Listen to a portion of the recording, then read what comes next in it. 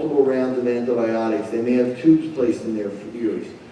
They may seem undermotivated at times, like they're lazy, but they're really not. And they're not good with details of everything. They're very good with big picture skills.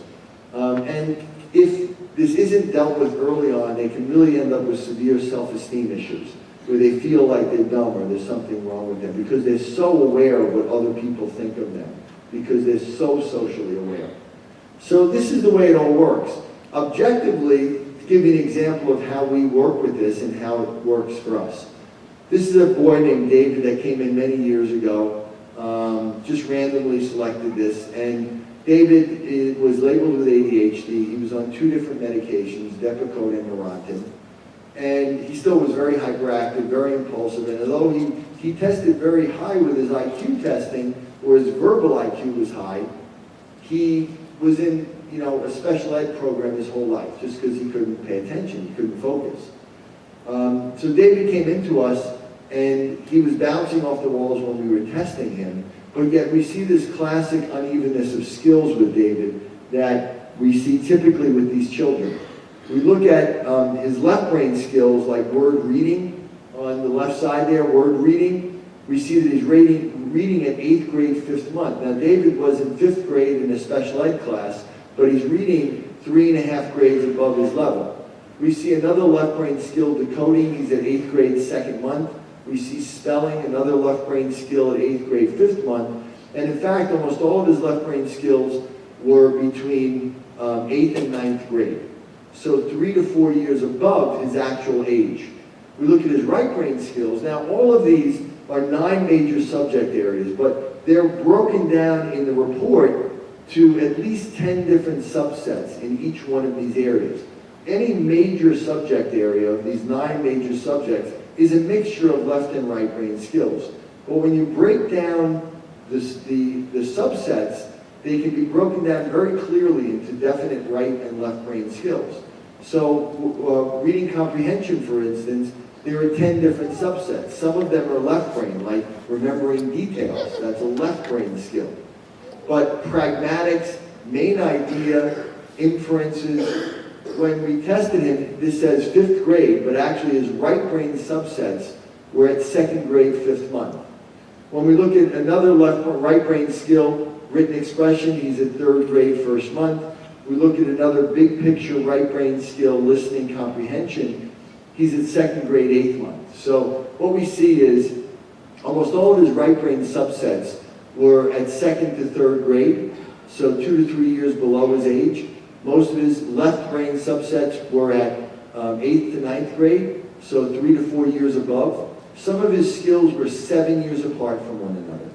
Now, how does that happen in a child who's barely 10 years old? What we see here is that David was not able to engage his whole brain in the learning process. That he was very bright with certain things, but developmentally delayed with others. And this imbalance was the problem. So how do we correct this? Well, there's only one way to really correct this imbalance. We don't want to take areas of his brain that are functioning too well or that are high and make them low. That's not what you want to do. What you want to do is identify the weaknesses and make them stronger by stimulating them. When we identify specifically the areas that are weak, and again, we don't just work on academics. David had tutoring over and over and over again for most of his life. And they focused in many cases on his weaknesses, but it never really made much of a difference because there were all these other things going on with his body, his movement skills, his incoordination, his sensory processing, his diet and nutrition. His immune system was out of control. So although they were kind of doing the right thing, they really, didn't help him because they only worked at one thing at a time, and you can't do that. You have to work at everything. It's like if I only identified 1 or 2 instruments, I would make it better, but there'd still be other problems, and those other instruments may throw out the rhythm of all the instruments once again, even if I leave one of them, uncorrected. So what we needed to do is identify all of these things, work with David, and what we see is that if we did what we should do, after 5 months with him, we should see that his left brain skills stay about the same, which means that we can work on the right and left side differently. And what we see is that after 5 months, his word reading skills didn't go up. If anything, they go down a little bit, which is okay because we can achieve a balance quicker that way. We see that another left brain skill, which was numerical operations, didn't go up. We see spelling did not go up. But we look at his right brain skills, like reading comprehension, he went up 5.8 years in 5 months. We see that math reasoning went up 8.3 years. We look at written expression went up 3.4, and listening comprehension went up 7 years.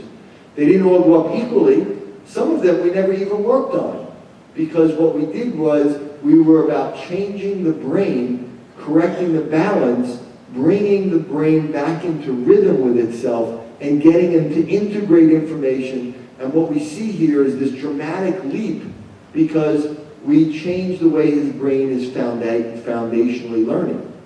This was a gifted, bright kid that now was able to use his whole brain. And in fact, when David graduated from our program, in the 6th month, he was placed into a gifted program and was in a gifted program the rest of his life, and actually went to an Ivy League school. And I can guarantee you that wouldn't have happened if he didn't go through our program. So what we see is that this is an example. We have other testing that we use, like behavioral testing. We look at blood tests. We encourage you to get a blood test that will identify. What we see is that when the brain is immature, and on one side or the other, 2 things happen. One is the immune system is out of balance, and the digestive system is immature. The digestive system stays immature in 3 ways. One is we have reduced release of hydrochloric acid and digestive enzymes. So we can't break down foods, especially protein. Because we have reduced hydrochloric acid, we also can't absorb vitamins like B12, and also we have reduced blood flow to the gut, which makes us not absorb nutrients in general, so we have vitamin and mineral deficiencies. We also see that we have low muscle tone of the digestive muscles, so we don't mechanically break the food up and digest it very well, and also the child may be constipated. What we also see is because of the reduced blood flow, there's reduced blood to the stomach and gut lining, so that it becomes fragile, and it starts to develop little cracks in it, so it's what we call leaky gut, where normally only the smallest, most completely digested molecules, especially proteins, would be allowed to go through the stomach and get into the bloodstream. Now, larger molecules can get through. And because we can't fully digest proteins, we have large protein molecules from foods that now can get through into the bloodstream. And in a kid with a right brain deficit, they come in contact with an immune system that's hyperactive and has more antibodies than normal, and it develops a sensitivity and a reaction to these foods because it doesn't look like food anymore. And every time the child eats the food, what they get is not an allergic reaction, so there's no outward signs. They don't get hives or watery eyes or runny nose. It's an inflammatory response. They get the release of cytokines, not histamine, and they get an inflammatory response that releases inflammatory chemicals, and the only symptoms that may show up is changes in their behavior. They may have meltdowns, they may have poor concentration, they may have emotional changes, but there's no outward changes. And because this isn't an allergic response, it's an inflammatory response, it's slower. So it may take 3 days for the reaction to occur. So it means that a child can be reacting to food every time they eat it, but you would never know it because there's no outward symptoms, and it may take 3 days for it to respond. The only way to identify this is through a blood test and measure the antibodies, specific types of antibodies. So if a child had an allergy test for IgE, that's not the same thing. What we're looking at is an inflammatory sensitivity, so you have to measure what's called IgG or A or M antibodies. And most doctors don't look at that. They only look at IgE antibodies. So you may say, my child had an allergy test and they're not allergic to milk, they're not allergic to wheat, they're not allergic to soy. But this isn't an allergic response. They may be sensitive to it, and the only way you know it is from this. Now again, if they do have these sensitivities, while we're trying to build the brain, we need to quiet down their immune system, so we need to eliminate these foods. And part of what we do is we work with you to identify the foods, shop for the right foods, and be able to cook for them in a way that they're going to eat foods while eliminating these foods from them. And they tend to be addicted to the foods that they're most sensitive to, because the breakdown of many of these foods, especially dairy and wheat, when they're not digested appropriately, are opiate chemicals. Glutamorphine, casomorphine, they're literally morphine-like chemicals. So they literally get addicted to these foods that they're not digesting properly. So the foods that they eat the most are probably the ones that are worse for them. So we have to teach you how to be able to do this with them. But the good news is that once we correct the brain balance, and once their immune system is now reacting normally, and once their digestive system matures as their brain matures, they don't have to be on special diets or special vitamins anymore. So that they don't have to be on these things forever, because what most people in the nutrition world or biomedical world have no idea about is they don't understand the brain. They know the biochemistry, they know the immune system, but they don't understand that the brain controls these systems. And that is a big difference, and that's one of the ways that we work with it. So we can see that before and after, this child had a number of sensitivities that were severe. You can see a severe sensitivity to wheat and dairy and eggs. And then afterwards, the wheat sensitivity is completely gone. And then later on, the other sensitivities are reduced. And later on, we did follow-up blood tests where the sensitivities are gone. They no longer have any antibody reactions in their body. We do have a couple of outcome studies that have been published on what we do. We have a lot more we're working on right now, both through our lab and independently with labs, like I said, Harvard and MIT. This was one of the first outcomes that was published on this technique that I developed. And it was used on a child with Landau-Kleffner syndrome, which is a very severe form of autism. And what it showed essentially was that after 12 weeks, this child had a change in their electrical balance in their brain, that they also had objective measurement improvement with standardized testing in reading and language and auditory processing, and they also had improvement in behavior and social skills. This is the first major outcome that was published looking at our program. It was published in a medical journal, the International Journal of Adolescent Medicine and Health last year. They looked at 60 children randomly selected from 2 centers that were independently labeled with behavioral scales by parents and teachers with ADHD. They also had standardized academic testing and motor skills testing. They went through our program and then were reassessed, and the parents again independently filled out behavioral scales, and the teachers did, and they also had academic testing. And what it showed was that 82% of those children no longer met the criteria for ADHD. They no longer were diagnosed with ADHD after those 3 months. Furthermore, there was a 2-grade level increase in multiple academic areas in 60% of the children. 35% of the children had a 4-grade level or more increase in multiple areas. 100% of the children showed improvement. 85% had statistically significant improvement, and not one child showed any decrease in any function that we tested.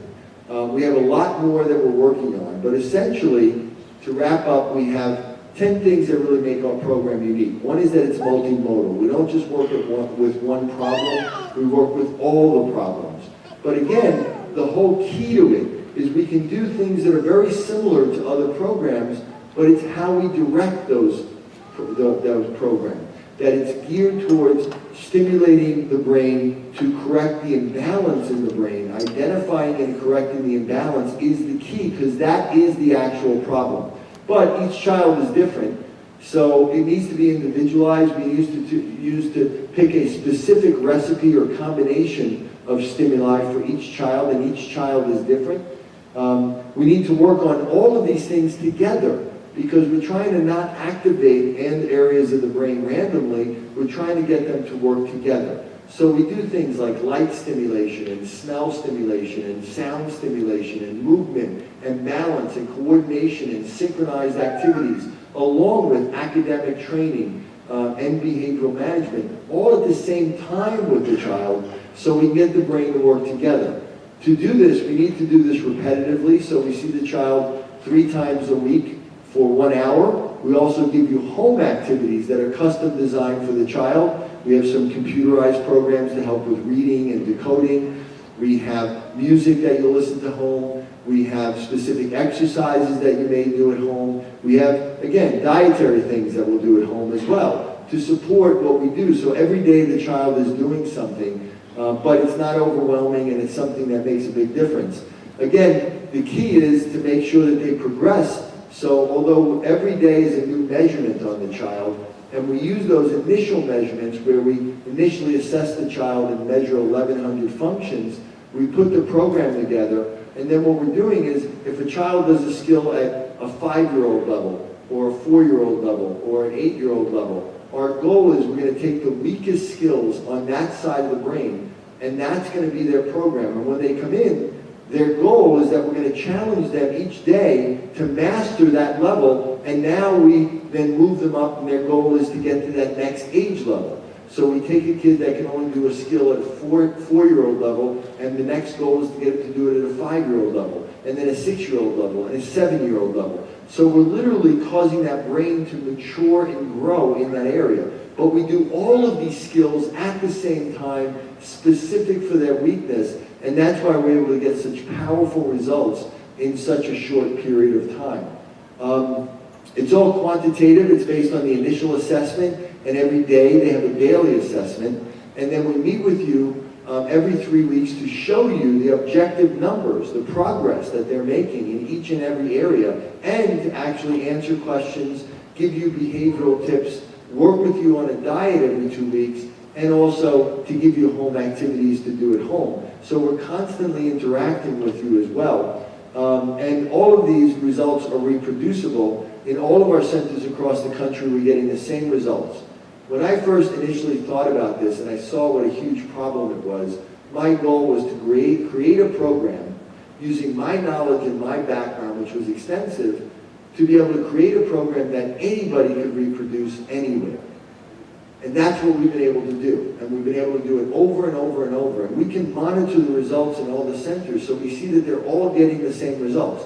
I've been at this center, and we just opened a center also this week in Mechanicsburg. And already I've met parents, even though they've been open a few weeks or a few months, I've already met parents that have had their children through the program that have told me about what a miracle it's been and how their whole lives have been changed.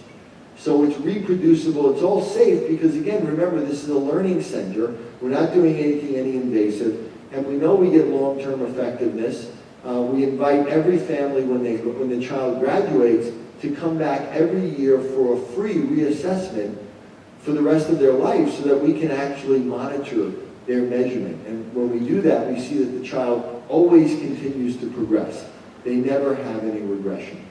So this is what makes our program unique. Essentially, our goal is to take a brain that looks like that, that's immature, that's underconnected, that's desynchronized, that's lopsided, and by stimulating the weaker side, we bring up the areas of the brain, we increase the connectivity between the brain, the coordination, and once we do that, that's the natural state that the brain should have been all along. Natural activity will keep it there even when we stop the program. In the beginning, when we assess the child, we usually quantify them as mild, moderate, or severe, which means that mild, in most cases, these are pretty high-functioning kids that just need a little help. In 3 months, we can usually get them to where we need to be. And we have very clear-cut goals. It's to objectively get all their numbers to balance. So you can see it. It's all black and white. If it's moderate, mild to moderate, we may be looking at 6 months, which is probably the majority of the kids. If they're severe, like high-functioning autism, they may require 9 months. We usually don't work with children that are beyond that. Those children may be a little bit too severe and are better off with maybe some other professionals rather than us. But we usually tell you that from the initial assessment, as we sit down with you for 2 hours and assess this with you. You still may be somewhat confused with this. Your child, you may say, well, my child sounds like they have both left and right brain deficits. But they don't. They usually have this imbalance. But when we're able to do 1,100 functions that we measure, and we sit down with you and show you it, it becomes clear. As a parent, you're kind of too close to it to really see it. So when you get the assessment, and that's what I suggest, you get the assessment. It's only $295. It takes 2 days, about 4 to 6 hours. I guarantee you it's the most comprehensive assessment you will ever have, and you will learn more about your child than you ever knew before. You'll learn things that you never knew and that no one ever told you. And from there, you'll be in a position to decide whether this sounds right for you, and we'll also be able to tell you if we think your child's going to do well, and what we need to do, what their program would look like. And then at that point, it's your choice whether you want to enroll or not. The fact is that everywhere I go, all the parents I talk to, there's always people that are going to criticize something when it's new, even though we've used a lot of research that this is based on. But the fact is, everywhere I go, I talk to parents in which their lives have been changed. I get letters every day. And I know that that matters. And many people will criticize and say, well, that doesn't matter. Those are just anecdotal stories. But you know what? It really does matter. And I'm going to tell you one quick story in the end here to show you that people don't do things, the modern parent's pretty smart. They're not going to do things if they don't see results, right? You're not going to get fooled for very long. So we had a center down in Atlanta, and we had this one woman that came in, and she was this brilliant woman. She was a lawyer, and she brought her son into us.